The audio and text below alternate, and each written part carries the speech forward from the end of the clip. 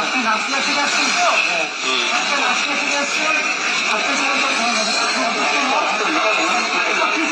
এটা কি বেরোচ্ছে? এমন একটা অসুস্থ মানুষ।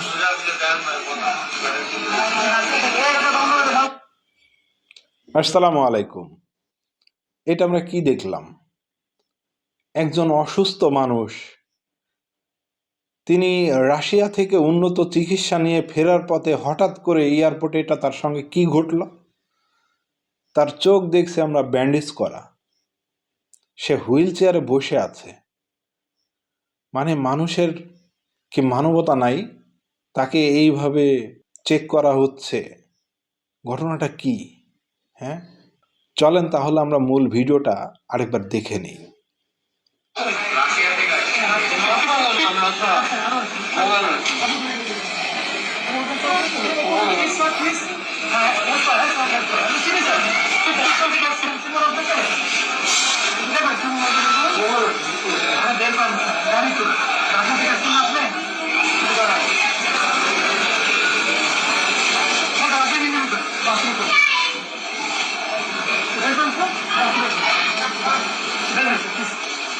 বের করে আরো আছে, বের করে আর কিছু বের না। এই দেখুন,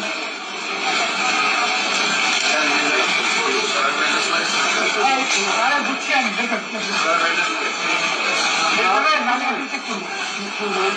কি আছে বুঝতে? হ্যাঁ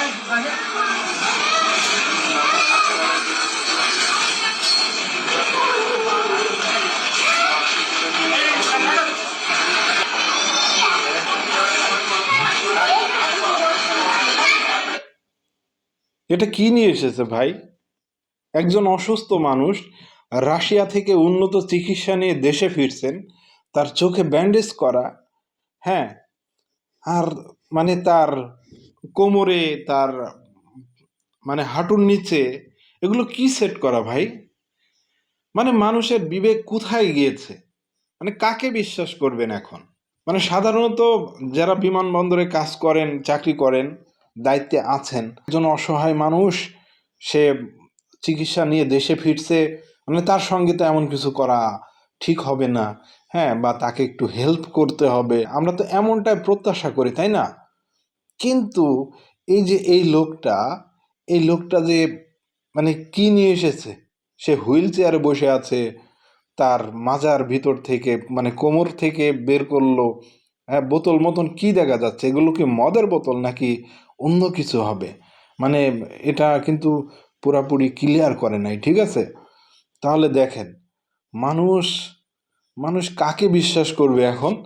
যে একটা মানুষ, তার চোখে ব্যান্ডেজ করা, মুখে মাস্ক পরা, সে রাশিয়া থেকে বলছে রাশিয়া থেকে চিকিৎসা নিয়ে ফিরছেন।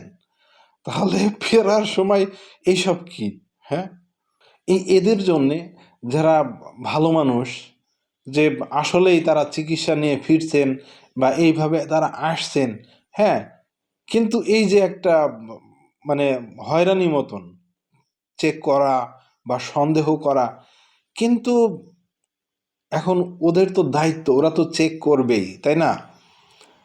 কার মনে কি আছে? এই যে এই লোকটা, মানে আমরা কি ভেবেলাম যে এই লোকটা এরকম হবে, বা সে এইরকম একটা ধান্দাবাজ, সে চিকিৎসা নিয়ে ফেরার পথে বা এরকম অভিনয় করছে আল্লাহ জানে, যে হয়তো বা ওই ওই ওই দেশ থেকে এরকম ব্যান্ডেজ বন্ডিজ করে এসেছে, যে এটা বাংলাদেশে যে গন্তব্যে যে খুলে ফেলবো, তাই না?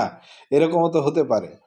এমন এমন সিস্টেমে তারা এই যে বাইরে থেকে বলেন বা দেশ থেকে বাইরে নিয়ে যাওয়ার সময় অভিনব কায়দায় তারা যাওয়ার চেষ্টা করছে।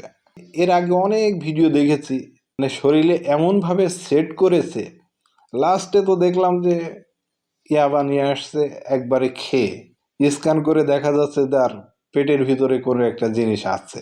সেদিন একটা দেখলাম এমনভাবে সাজিয়েছে পালসার বাইকের সিটটা এমনভাবে ডিজাইন করছে রে ভাই, মানে ওই সিটটা অর্ডার দিয়ে বানানো, মানে যে তৈরি করেছে সেও এর সঙ্গে জড়িত।